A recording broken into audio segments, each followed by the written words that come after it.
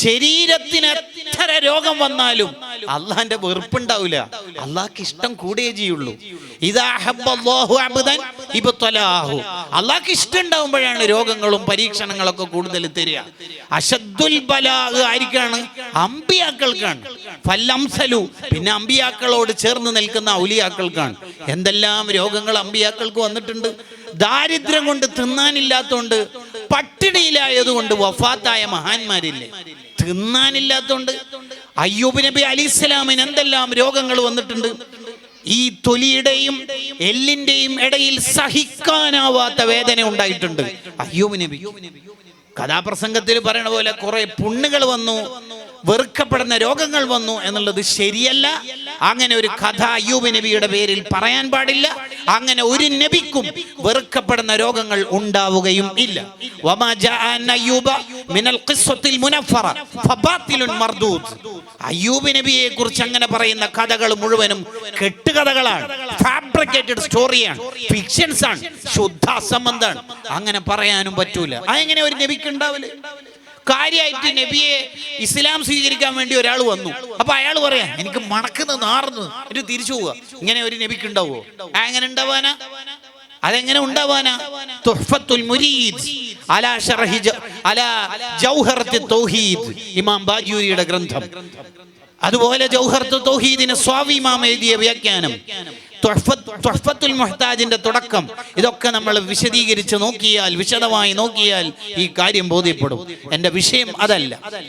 ശരീരത്തിന് എത്ര രോഗം വന്നാലും ആഖിറത്തിൽ കുടുങ്ങാന്ന് പോകുന്നില്ല. കുടുങ്ങുമോ? ഇല്ല. ആക്സിഡന്റ് ആയി മരിച്ചു എന്നുള്ളത് ആക്കിബത്ത് മോശമായി എന്നുള്ളതിന്റെ അടയാളാണോ? അല്ല. അങ്ങനെ ആര് പറഞ്ഞു? ആര് പറഞ്ഞു അങ്ങനെ? അല്ല. പിന്നെന്താ? നമ്മുടെ ഹൃദയത്തിന് ഒരു രോഗവും വരാൻ പാടില്ല. യൗമ ലാ യൻഫഉ മാലും വലാ ബനൂൻ ഇല്ലാ മൻ അത്തല്ലാഹ ബിഖൽബിൻ സലീം. ഒരു പൊടി രോഗം ഖൽബിൽ, ഒരു രോഗവും നമുക്ക് വരാൻ പാടില്ല. അങ്ങനെ രോഗമുള്ള ഖൽബുമായി എൻ്റെ അടുത്തേക്ക് വരണ്ടെന്ന് അല്ലാഹു പറയുന്നുണ്ട്. യൗമ ലാ യൻഫഉ മാലും വലാ ബനൂൻ. നിങ്ങളുടെ സമ്പത്തും മക്കളൊന്നും ഉപകാരപ്പെടാത്തൊരു ദിവസം. ഇല്ലാ മൻ അത്തല്ലാഹ ബിഖൽബിൻ സലീം. ഒരു രോഗവും ഇല്ലാതെ എൻ്റെ അടുത്തേക്ക് വരണം. കിബർ ഉണ്ടോ ഇല്ലയോ എന്ന് മനസ്സിലാക്കാൻ ഗസാലി ഇമാം ഇഹ്യാ ഉലൂമുദ്ദീനിൽ പറയുന്ന ചില അടയാളങ്ങളുണ്ട്. ഒന്ന്, ആരെങ്കിലൊക്കെ ഉപദേശിച്ചാൽ അയാൾക്ക് മനസ്സിനൊരു വെറുപ്പ് വരിക. ആരുപദേശിച്ചാല്? മുദരിസ് ഉസ്താദല്ല, സീനിയറായ മുത്തല്ലിമല്ല, ജൂനിയറോ സമകാലികരോ ആരെങ്കിലൊക്കെ ഉപദേശിച്ചു, അപ്പൊ നമുക്കൊരു ഒരു അസ്വസ്ഥത, നീ ആരോ പറയാന്നുള്ളൊരു ചിന്ത അതുണ്ടെങ്കിൽ അത് കിബറിന്റെ അടയാളമാണ്.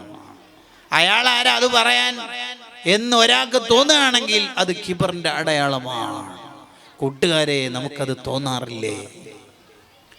ഞാൻ ഓതിയ ഒരായത്തിൽ ഒരു തെറ്റുണ്ടെന്ന് കരുതുക. ഒരു മുത്തല്ലിമായ മോന് വന്നിട്ട് പ്രഭാഷണം കഴിഞ്ഞ് പോകുമ്പോൾ ഉസ്താദിനോട് ഒരു കാര്യം പറഞ്ഞ വിഷമമോ? ഇല്ലല്ലോ മോനെ, ഉസ്താദ് ഓതിയ ആയത്തിൽ തെറ്റുണ്ട്. അപ്പൊ ഞാൻ ഇല്ലല്ലോ, ഒരു സാധ്യതയില്ലല്ലോ. ഉണ്ട് ഉസ്താദേ. നിങ്ങൾക്ക് തോന്നിയായിരിക്കും. കണ്ടോ, സമ്മതിക്കൂല. എന്നാലും ഉസ്താദ് ഓതിയ ഒരു ആയത്തില്ലേ, ഇങ്ങനെ തെറ്റുണ്ടല്ലോ, കേട്ടത് മാറിയതായിരിക്കും. കണ്ടോ മായ, എങ്ങനെ നമ്മൾ അനുസരിക്കുന്നില്ല. ശരിക്ക് ഗസാലി ഇമാം പറയുന്നുണ്ട്, രണ്ട് കാര്യമാണ് ആ തിരുത്തി തന്നാളോട് നമ്മൾ പറയേണ്ടത്. ഒന്ന്, ജസാക്കല്ലാഹു ഖൈർ, മോനിക്ക് അല്ലാഹു വലിയ പ്രതിഫലം തരട്ടെ. രണ്ട്, ഞാനത് ശ്രദ്ധിച്ചിട്ടില്ലായിരുന്നു, മോനത് പറഞ്ഞുകൊണ്ട് ഇനിയുള്ള സംസാരത്തിലൊക്കെ അത് ശ്രദ്ധിക്കാമല്ലോ. ശരിക്കും അങ്ങനെയാണ് പറയേണ്ടത്. എന്തിനാ നമുക്ക് ജാടയൊക്കെ? എന്തിനാണ് ജാട? അവിടെ ആ കുട്ടികൾ കളിക്കുന്നിടത്ത് കുറച്ച് ശബ്ദം കുറച്ചിട്ട് കളിക്കാൻ പറഞ്ഞാൽ നന്നാവും. അപ്പൊ പറഞ്ഞു വന്നതേ, ഒന്നാമത്തെ ഒരു അടയാളം എന്താണ്? കിബറിന്റെ അടയാളം ഉപദേശം കൊടുത്താൽ സ്വീകരിക്കൂല. രണ്ടാമത്തെ അടയാളം, വീട്ടു ജോലി ചെയ്യാൻ ഒരാൾക്ക് മടി തോന്നുന്നുണ്ടെങ്കിൽ അത് കിബറിന്റെ അടയാളം. അത്ര ഞാനോ ബാത്റൂം കഴുകാനാ, നീ എന്താ പറയുന്നടി ഭാര്യനോട്? അല്ല, എനിക്ക് തീരെ വയ്യ, നാട്ടു തീരെ കഴിയുന്നില്ല, ഒന്നും ആക്കണ്ട, നിങ്ങൾ ആ പമ്പേഴ്സ് ഒന്ന് ആ ബാത്റൂം ഒന്ന് മാറ്റിയാൽ മതി, ആരല്ലോ ഗസ്റ്റ് വരുന്നത്. അതന്നെ പറയുന്നത്. നബിതങ്ങൾ എടുക്കാത്ത എന്തെങ്കിലും പണിയുണ്ടോ വീട്ടിൽ? ആയിഷുമ്മ എന്താ പറയണത്? അടുക്കള പണിയിൽ സഹായിക്കും, പാത്രം കഴുകിത്തരും, വീടടിച്ചു വാരിത്തരും, ചെരുപ്പ് ശരിയാക്കും, ബക്കറ്റ് ശരിയാക്കും, എനിക്ക് പാല് കിട്ടാൻ ആട് കറന്നുതരും, ഞാൻ കുടിച്ച ബാക്കി കുടിക്കും, അവിടുന്ന് ഞാൻ തിന്ന മാംസകഷ്ണം എടുത്തിട്ട് ഞാൻ പല്ല് വെച്ച അതേ സ്ഥലത്ത് തന്നെ പല്ല് വെച്ചിട്ട് തിന്നു, ഞാൻ എവിടെയെങ്കിലും ഇരുന്നാലും എന്നെ ചാരിയിരിക്കും. സൊഫിയ ബീവി പറയണ്ടല്ലോ, ഒരു ദിവസം എനിക്ക് ഒട്ടകത്തിൻ്റെ മേലെ കയറാൻ കഴിയുന്നില്ല.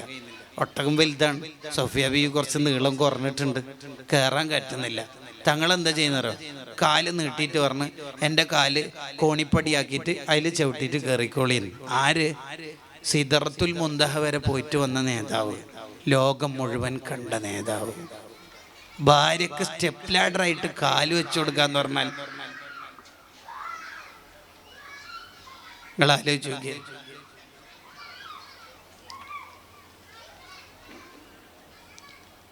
വീട്ടു ജോലി ചെയ്യാൻ ഒരാൾക്ക് മടി തോന്നുന്നുണ്ടെങ്കിൽ അത് അയാളുടെ കൽബിന് വലിയ പ്രശ്നമുണ്ട് എന്നുള്ളതിൻ്റെ അടയാളമാണ്.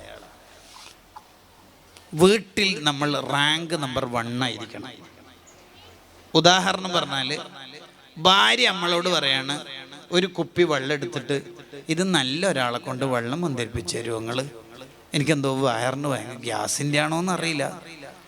നല്ല ആളെന്ന് പറഞ്ഞാൽ തങ്ങളും ഉസ്താദൊന്നും ആവണമെന്നൊന്നുമില്ല, നല്ലൊരു മനുഷ്യനാണ് മതി എന്ന് പറഞ്ഞാൽ അതിൻ്റെ അർത്ഥം മനസ്സിലായ? നിങ്ങൾ അതിന് പറ്റൂല, നിങ്ങൾ എത്ര മണിക്കാ സുബഹിക്ക് എണീക്കലെന്ന് എനിക്കറിയാം. നമുക്കാദ്യം റാങ്ക് കിട്ടേണ്ടത് നാട്ടുകാരുടെ അടുത്ത് നിന്നല്ല. Charity begins at home. ഖൈറുക്കും ഖൈറുക്കും ലി അഹ്ലി. വീട്ടുകാരടുത്ത് നിന്നാണ്. ഇമാം ഷാറാനി റളിയല്ലാഹു അൻഹുവിനെ നിങ്ങൾക്ക് പരിചയമുണ്ടോ? 300-ലധികം കിതാബ് എഴുതിയ ലോകപ്രശസ്ത പണ്ഡിതൻ, വല്ലാത്ത മുവഫഖായ നേതാവാണ്.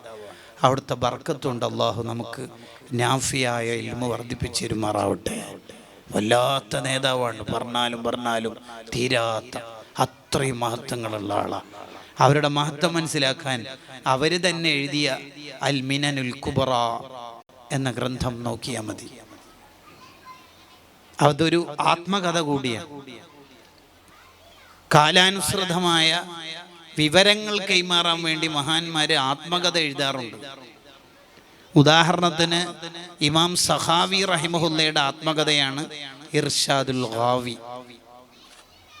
ഇബ്നു ഹജർ അൽ ഹൈതമി റഹിമഹുല്ലയുടെ ആത്മകഥയാണ് സബത്ത് എന്ന് പറയുന്ന ഗ്രന്ഥം. ഇമാം സുയൂത്തി റഹിമഹുല്ലയുടെ ആത്മകഥയാണ് അത്തഹദ്ദുസു ബിനിഅമത്തില്ലാ എന്ന കിതാബ്. ലത്വായിഫുൽ മിനൻ എന്ന് പറയുന്നത്, അൽ മിനൻ എന്ന് പറയുന്ന ഗ്രന്ഥം ഷാറാനി ഇമാമിന്റെ ആത്മകഥയാണ്. അങ്ങനെ അതത് കാലത്തെ മഹാന്മാർ ആത്മകഥകൾ എഴുതുമ്പോഴെല്ലാം ആ കാലത്തെ മുഅ്മിനീങ്ങൾ വിശ്വാസപൂർവ്വം അതൊക്കെ ഏറ്റെടുക്കാറുണ്ട്, വായിക്കാറുണ്ട്. അതാ നമ്മളും ചെയ്യേണ്ടത്. ആ മഹാൻ ഇത്രയെല്ലാം ഖിദ്മത്തിന് തൗഫീഖ് ഉള്ള ആളാവാനുള്ള കാരണം എന്ത് എന്നായിരിക്കും ആത്മകഥ വായിക്കുമ്പോൾ നമുക്ക് ബോധ്യപ്പെടുന്നത്. And miles to go before I sleep. ഞാൻ ഒരുപാട് സഞ്ചരിക്കാനുണ്ട് എന്ന തിരിച്ചറിവുണ്ടാവും. അങ്ങനെ ഇമാം ഷാറാനി തങ്ങൾ സ്വന്തം ജീവിതത്തിലെ ഒരു അനുഭവം നമുക്ക് പഠിപ്പിച്ചു തരാം. എന്താ പഠിപ്പിച്ചു തരുന്നറിയോ? മഹാൻ പറയാ, എൻ്റെ ഭാര്യക്ക് അസുഖമായി, തീരെ വയ്യ, ഒരു നിലക്കും എഴുന്നേൽക്കാനും വയ്യ, കിടത്തപ്പായിൽ തന്നെ, കാഷ്ടിക്കലും മൂത്രയിക്കലും അവിടെ തന്നെ. അപ്പോൾ മഹാൻ പറയാ, ഞാൻ എൻ്റെ ഈ 2 കൈ കൊണ്ടാണ് അത് മുഴുവനും വൃത്തിയാക്കുക. 300 കിതാബ് എഴുതിയ മഹാൻ പറയുന്ന വർത്താനം നോക്കിയേ. പച്ച മനുഷ്യനാണ് മനുഷ്യന്മാരെ. ഈ അടുത്ത് SSFന്റെ എല്ലാ ഡിവിഷൻ നേതാക്കൾക്കും കൂടി സ്റ്റേറ്റ് കമ്മിറ്റി സംഘടിപ്പിച്ച ഒരു പരിപാടി ഉണ്ടായിരുന്നു നമ്മുടെ പൊന്നാനിയിൽ വെച്ച്.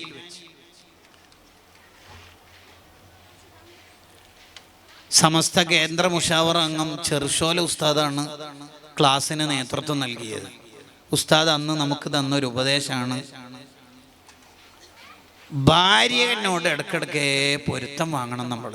എന്നിട്ട് ഉസ്താദിൻ്റെ അനുഭവം പറയാ, ഞാൻ പലപ്പോഴും എൻ്റെ ഭാര്യയോട് നീ എല്ലാം എനിക്ക് പൊരുത്തപ്പെട്ടേറണേ, ആഖിറത്തിലെത്തിയിട്ട് നിനക്ക് തരേണ്ട എന്തെങ്കിലും കടപ്പാടിൽ വീഴ്ച വന്നു പോയതിന് നീ ആഖിറത്തിൽ എനിക്ക് എതിരാവില്ല മോളെ എന്ന് പറയുമെന്ന്. പച്ച ജീവിതം. ഷെഹ്റാൻ ഇമാമിനെ കണ്ടങ്ങള്, എൻ്റെ ഭാര്യ കടത്തപ്പായിൽ തന്നെ ആയപ്പോൾ അവളുടെ കാഷ്ടവും മൂത്രമൊക്കെ ഞാൻ ഈ കൈ കൊണ്ട് വൃത്തിയാക്കും. 1. 2, കുറേ കാലം എൻ്റെ ഭാര്യ കടത്തത്തിൽ തന്നെ ആയപ്പോൾ എനിക്കൊരു പൂതി, വേറൊരു പെണ്ണിനെ കെട്ടിയാലോ, എനിക്കുണ്ടാവല്ലോ ആഗ്രഹങ്ങൾ. പിന്നെ എനിക്ക് തോന്നി വേണ്ട, കാരണം ഇപ്പം എൻ്റെ ഭാര്യക്ക് ശരീരത്തിനെ അസുഖമുള്ളൂ, ഞാൻ വേറൊന്നിനെ കെട്ടിക്കൊണ്ടുവന്നാൽ ഓളം മനസ്സും തളർന്നു, വേണ്ടല്ലേ, പാവത്തിനെ വേദനിപ്പിക്കണ്ടെന്ന്. 2. 3, പാതിരാത്രിക്ക് എൻ്റെ മോന് മക്കൾ എണീറ്റ് കരയുകയാണെങ്കിൽ ഞാൻ കരുതൽ എന്താ അറിയോ, ആ കരച്ചിൽ കൂടുമ്പോൾ എൻ്റെ ഭാര്യൻ്റെ ഉറക്ക് ശല്യാവും, അത് വേണ്ട എന്ന് പറഞ്ഞിട്ട് ഞാൻ എൻ്റെ കുട്ടിനെടുത്ത് അപ്പുറത്തോ ഇപ്പുറത്തൊക്കെ കൊണ്ടുപോയി സുബിഹ് വരെ ആ കുട്ടിനെ ഉറക്കാൻ ഞാൻ ശ്രമിക്കും. എന്താ എൻ്റെ ഉള്ളിലെ ഉദ്ദേശം, എൻ്റെ ഭാര്യ സുഖമായിട്ട് ഉറങ്ങിക്കോട്ടെ. ആലോചിക്കുക നിങ്ങൾ. പച്ച ജീവിതം. ഇതാണ് നമ്മളിലൊക്കെ ഉണ്ടാവേണ്ടത്. പല ആൾക്കാരും 56, 66 കൊല്ലം ഒന്നിച്ച് ജീവിച്ചിട്ടും ഉണ്ടാവും, 4, 5 മക്കൾ ഉണ്ടായിട്ടും ഉണ്ടാവും. പക്ഷെ ഭാര്യക്കൊരു മര്യാദയ്ക്ക് ഒരഭിപ്രായം പറയാൻ തന്നെ സ്വാതന്ത്ര്യം ഉണ്ടാവില്ല. നബി സല്ലല്ലാഹു അലൈഹി വസല്ലം തങ്ങൾ വീട്ടിക്ക് കയറിയിട്ട് ചോദിക്കുക, ആയിഷു എന്താ കറി? സുർക്ക. നിഅമൽ ഉദ്മു അൽ ഖല്ലു, സുർക്ക ടോപ്പ് കറിയല്ലേ. ആയിഷ ബീവിനെ സമാധാനിപ്പിക്കാനാ പറയണത്. നമ്മളോ എന്താ കറി? മത്തിയോ? എപ്പോഴെങ്കിലും ഒന്ന് മാറ്റി പിടിച്ചുകൂടെ? ഇയാൾ 5 കിലോ അയക്കൂറ വാങ്ങിക്കൊടുത്ത ഡയലോഗ് അടിക്കും, ഒന്നും വാങ്ങിക്കൊടുക്കും ചെയ്യില്ല. ആയിഷ ബീവിയോട് നബി സല്ലല്ലാഹു അലൈഹി വസല്ലം തങ്ങളുടെ വർത്താനം, ആയിഷു ഇന്ന് രാത്രി ഫുൾ ടൈം ഇബാദത്ത് ചെയ്താലോ എന്ന് എനിക്കൊരു പൂതിയുണ്ട്, എൻ്റെ അഭിപ്രായം എന്താണ്? നബി തങ്ങൾക്ക് എന്തിനിപ്പോൾ ആയിഷ ബീവിയോട് അഭിപ്രായം ചോദിക്കേണ്ട ആവശ്യം, അതും ഇബാദത്ത് ചെയ്യാന്? അതൊക്കെയാണ് ഒരു കുടുംബ ജീവിതം എന്ന് പറഞ്ഞത്. ഞാൻ ഇന്ന് രാത്രി ഫുൾ ടൈം ഇബാദത്ത് ചെയ്താലോ എന്ന് പൂതിയുണ്ട്, ആയിഷാന്റെ ഒരു അഭിപ്രായം പറയുന്നു. ആ ചെയ്തോ നബി. അപ്പോൾ വീടൊക്കെ വരക്കുന്ന സമയത്ത് പ്ലാനൊക്കെ ഉണ്ടാക്കുമ്പോൾ ഇവിടെയാണ് ബാത്റൂം ഉദ്ദേശിക്കുന്നത്, 2500 സ്ക്വയർ ഫീറ്റ്, നിൻ്റെ ഒരു അഭിപ്രായം എന്തെങ്കിലും ഭാര്യയോട് ചോദിച്ചാൽ എത്ര സന്തോഷം ഉണ്ടാവും. ഇത് പ്ലാൻ വരക്കുന്നിടത്തോ അത് വിശദീകരിക്കുന്നിടത്തോ നമ്മൾ രണ്ടാളും ഇരിക്കുമ്പോൾ ഭാര്യ അറ്റം വന്നാൽ എന്താ കാര്യം? വെള്ളം എടുത്തിട്ടോ, വെള്ളം. ഈ ഗുണ്ട സ്റ്റൈലൊക്കെ ഒന്ന് നിർത്തുക. അത് ചില ആൾ അഭിമാനത്തോടെ പറയുകയും ചെയ്യും. എന്താ പറയല്? സദേ ഞാനൊക്കെ വീട്ടിലേക്ക് കയറിയാൽ പിള്ളറൊന്നും പിന്നെ മിണ്ടൂല, അതൊരു പെരുമ്പാമ്പ് കയറിയാലും അങ്ങനെ തന്നെ എല്ലാവരും മിണ്ടൊന്നും ചെയ്യില്ലല്ലോ, അത് വല്ല കാര്യ? നബി തങ്ങൾ വീട്ടിൽ കയറിയ പിള്ളർ എന്താ സ്വീകരിക്കലെന്നൊന്ന് പഠിച്ചു നോക്ക്. ചില ആൾ ഇപ്പം പറയും, ഞാൻ വരാന്തയിലൂടെ നടന്നാൽ പിള്ളർ മുട്ട് വറക്കും. മുത്തുനബിനേക്കാൾ വലിയ ആളൊന്നും ആവാൻ ഒരിക്കലും നോക്കരുത്, ഒരു റിസൾട്ടും ഉണ്ടാവില്ല. എപ്പോഴും നമ്മൾ ശ്രദ്ധിക്കണം. മനുഷ്യന്റെ സ്വഭാവം മോശാവുന്നതിനെ കുറിച്ച് തുഹ്ഫത്തുൽ ഇബാദ് എന്ന ഗ്രന്ഥം പറയുന്നുണ്ട്. ഒരു മനുഷ്യന്റെ സ്വഭാവം മോശമാണോ അല്ലയോ എന്ന് മനസ്സിലാക്കാൻ അതിലൊരു അടയാളം പറയുന്നുണ്ട്. എന്താ അടയാളം എന്നറിയാം? കുടുംബക്കാരെല്ലാവരും ഒന്നിച്ചിരുന്ന് നന്നായി തമാശകൾ പറഞ്ഞ് രസിച്ച് ചിരിച്ച് കളിച്ചുകൊണ്ടിരിക്കുമ്പോൾ ഈ വീട്ടുകാരൻ, ഗൃഹനാഥൻ, കാർണോർ, അമ്മാവൻ, ഉപ്പാപ്പ കേറി വരുമ്പോ എല്ലാവരും പേടിച്ചിട്ട് പിരിഞ്ഞു പോകുന്നുണ്ടെങ്കിൽ മനസ്സിലാക്കാം ഇയാളുടെ സ്വഭാവം മോശമാണ്. ഉമർ ഇബ്നുൽ ഖത്താബ് റളിയല്ലാഹു അൻഹു ഒരു ദിവസം ഇങ്ങനെ മലർന്ന് കിടക്കുക, കുട്ടികൾ ഇങ്ങനെ വയറിന്റെ മേലെ ഇരുന്ന് കളിക്കുക. 40 നബിയുടെ വ്യാഖ്യാനത്തിൽ ഇമാം ജറദാനി കൊണ്ടുവരുന്ന സംഭവം. അപ്പോഴാണ് ഒരു ഗവർണർ, ഒരു ഉദ്യോഗസ്ഥൻ, ഉമർ റളിയല്ലാഹു അൻഹുവിന്റെ ഭരണത്തിന്റെ കീഴിലുള്ള ഒരു ഉദ്യോഗസ്ഥൻ വരുന്നത്. അയാൾ ഇത് കണ്ട ഉടനെ ഞെട്ടിപ്പോയി. ഖലീഫന്റെ വയറിന്റെ മേലെ ഇരുന്നിട്ട് കളിക്കാനോ? ഇവർക്ക് എങ്ങനെ ധൈര്യം വന്നത്? എന്തുവാടാ ഇത്, ഖലീഫ അല്ലേ? അപ്പൊ ഉമർലാന് കണ്ണു തുറന്നു. അതെ, എന്താടാ പേടിപ്പിക്കുന്നത്? അല്ല, പിള്ളേർ നിങ്ങളെ ദേഹത്ത് കയറി കളിക്കുക. ഉമർലാനെ അയാൾ വിളിച്ചിട്ട് ഇറങ്ങോട്ടോ, യു ആർ ഡിസ്മിസ്ഡ്, നിന്നെ എന്നെ ഭരണത്തിൽ നിന്ന് പുറത്താക്കിയിരിക്കുന്നു. കാരണം പിള്ളേരോട് തന്നെ കരുണയില്ല, എന്നിട്ടല്ലേ നാട്ടുകാരോട് വിട്ടോളിയെന്ന്. പക്ഷെ നമ്മൾ ഉമർ റളിയല്ലാഹുവിനെ പറയലെന്നെ എന്താ? വീരശൂര പരാക്രമീൻ. എന്താ അതിന്റെ അർത്ഥം? ഇതൊക്കെ എന്നെ അറിയില്ല അല്ലേ അതിന്റെ അർത്ഥം എന്താന്ന്? അതാണ് ഉമർ റളിയല്ലാഹു അൻഹു പലപ്പോഴും പറയും, നിങ്ങൾ ആണുങ്ങളാകുന്നതൊക്കെ പുറത്ത്, വീട്ടിലെപ്പോഴും കുട്ടിയായാൽ മതി. വീട്ടു ജോലി ചെയ്യാൻ ഒരാൾക്ക് മടി, ഭയങ്കര മടി. ഗസാലിമാ പറയുന്നുണ്ട്, വീട്ടിലേക്കുള്ള അവശ്യ വസ്തുക്കൾ വാങ്ങിക്കൊണ്ടുവരാനുള്ള മടിയും കിബറിന്റെ അടയാളാണ്. ഞാനാ മാർക്കറ്റിൽ പോവാനാ, ആകെ 4 ദിവസത്തെ ലീവിന് അബുദാബിന്ന് വന്നേലേ, പച്ചക്കറി വാങ്ങാൻ ഞാൻ പോവാനാ. മൂപ്പർക്ക് മടി. അക്ഷയയിൽ പോവാനാ, ആധാർ കാർഡിലെ തെറ്റ് തിരുത്താൻ കുറെ സമയം ക്യൂ നിൽക്കേണ്ടി വരും, എന്നൊക്കെ ആവില്ല. അല്ല നീ ആരാന്ന് സംഭവം മനസ്സിലായിട്ടില്ല. ഇങ്ങനെയൊന്നും ചെയ്യൂല. ചില ആള് വീട്ടു ജോലി ചെയ്യേണ്ടിയില്ല, ആൾക്ക് മടിയാണ്. ഗസാലിമാമ 4ാമത്തെ ഒരു അടയാളം പറയുന്നുണ്ട്. അതെന്താ? പണക്കാർ ക്ഷണിച്ചാൽ മൂപ്പര് വേഗം പോകും, പാവപ്പെട്ടവർ വിളിച്ചാൽ പോകില്ല. ഗ്രാൻഡ് മൗലീദൊക്കെ ഉണ്ടൊക്കെ പോകും.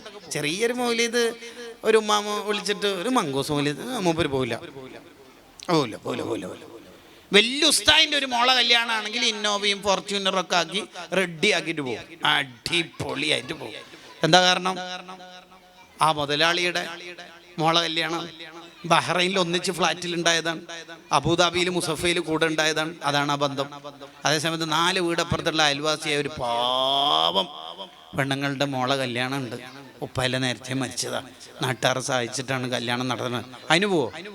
അത് നീ പോയാൽ പോരെ, ഭാര്യനോട് ഒരു 500 കൊടുത്തേ, ഒന്നുമില്ല കാര്യമായിട്ട്, നല്ല 500 കൊടുത്തേ. അതന്നെ കിബർ എന്ന് പറയും.